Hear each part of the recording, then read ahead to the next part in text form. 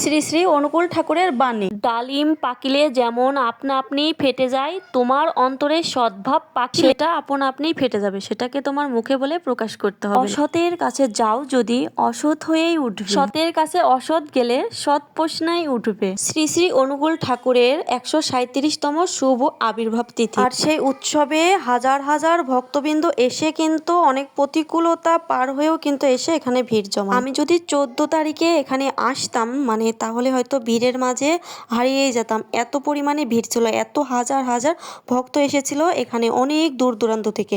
সেই কথাই কিন্তু আমি শুনেছি। আমি গতকালকে একটা ব্লগ আপলোড করেছি, কিন্তু সেখানে পুরো ভিডিওটা আমি তুলে ধরতে পারি নাই। এটাই হলো শ্রী শ্রী অনুকূল ঠাকুরের সৎসঙ্গ আশ্রম, তীর্থস্থান। আর তীর্থে আসতে কে না চাই বলেন? তাই হাজারো গরম রোদ সব কিছুর মধ্যেও কিন্তু ভক্তবিন্দু এখানে এসে ভিড় করে। অনুকূল ঠাকুরের এমন অনেক অনেক বাণী রয়েছে, যেই বাণীগুলো আমার ভীষণ ভালো লাগে। আমার কোনো একটা ভিডিও বা পোস্টে কেউ একজন কমেন্ট করেছিলেন, নামটা আমার মনে নেই, সে বলেছিলেন আমি অনুকূল ঠাকুরের মতে দীক্ষিত নাকি সেটা জানা। না দাদা ভাই, আমি অনুকূল ঠাকুরের থেকে অনুকূল ঠাকুরের মতে দীক্ষিত না, আমি অন্য কোনো গুরুদেব বা গুরুমাতা থেকে দীক্ষিত। আরেকজন আমাকে জিজ্ঞেস করেছিলেন আমার গুরুদেবের বাড়িটা কোথায়, সেটা যেন আমি জানাই। আমার গুরুদেবের বাড়ি হচ্ছে কালীগঞ্জ। আশ্রমের ভিতরে আসার পর দেখি সবাই প্রার্থনায় বসে গেছে, কারণ এখন সন্ধে লেগে গেছে। সবাই বিশেষ প্রার্থনা করতেছিল গুরুদেবের কাছে। বাইরে এত রোদ গরমের ভিতরে আসার পর এত ভালো লাগতেছিল, মনে হচ্ছিল কলিজাটা যেন ঠান্ডা হয়ে। ভেতরে আসার পরে কলিজা তো ঠান্ডা হয়েই গেল, তাই প্রণাম করে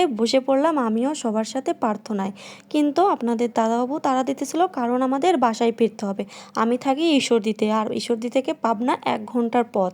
আর আপনাদের দাদাবাবুর যেহেতু সন্ধেবেলার ডিউটি টাইম, এজন্য তাড়াহুড়ো করতে। আপনারা যারা এখানে আসতে পারেন নাই, তারা আমার ভিডিওর মাধ্যমে দেখে দর্শন করে প্রণাম করবেন। আর যদি কখনো সময় সুযোগ হয় তবে অবশ্যই এখানে এসে ঘুরে যাবেন। আমি জানি আমার ভিডিও অনেক দূর দূরান্ত থেকে অনেক মানুষ দেখে, বিশেষ করে ইন্ডিয়ার অনেক মানুষের কাছে আমার ভিডিও যায়। আমার কেরানি এই পেজটাতে অনেকদিন যাবতই সমস্যা হয়ে রয়েছে, রিচ ডাউন হয়ে রয়েছে একটা সমস্যার কারণে। সেজন্য হয়তো ভিডিও সেইভাবে কারোর কাছে যাচ্ছে না আপাতত। তবে আপনাদের আশীর্বাদ এবং কৃপা পেলে আবার অবশ্যই ঠিক হয়ে যাবে। যারা আমাকে ভালোবাসেন এবং আমার ভিডিও পছন্দ করেন, তারা তো অবশ্যই ভিডিওতে লাইক কমেন্ট করে শেয়ার করে দিয়ে যাবেন, তাহলে আমার পেজটা আবার আগের মতো রিচ পাবে। তাছাড়াও আমিও অনেক অনুপ্রাণিত হব আপনারা যদি আমাকে ভালোবাসা দেন, আর আমার জন্য আশীর্বাদ করবেন আমি যাতে প্রতি বছর এখানে আসতে পারি এবং সৎসঙ্গ লাভ করতে পারি। আমরা সবসময় অনুকূল ঠাকুরের বাণীগুলো মেনে চলার চেষ্টা করব, আর অবশ্যই সৎসঙ্গ করব। তো চলুন সবাই আমরা আমাদের মানব জীবনকে ধন্য করি সৎসঙ্গ লাভের মাধ্যমে। ভিডিওটি এখানেই শেষ করছি।